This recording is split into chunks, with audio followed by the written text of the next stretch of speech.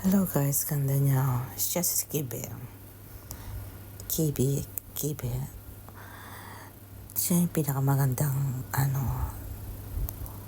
monkey sa Ichikawa. Nabalitaan na siya ang nanay daw ni Punch.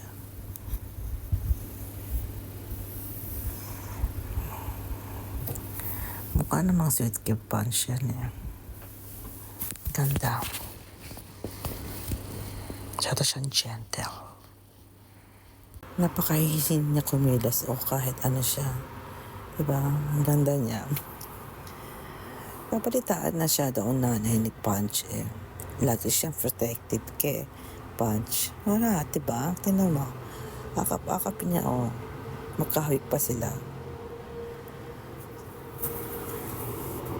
Maganda. Masyado siyang mild kumilos.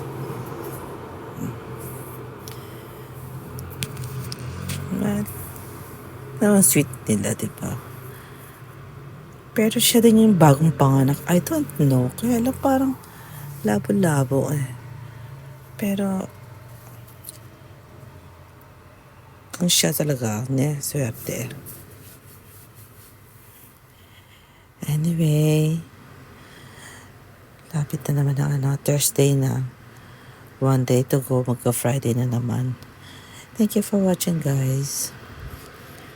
God bless po. Bye-bye.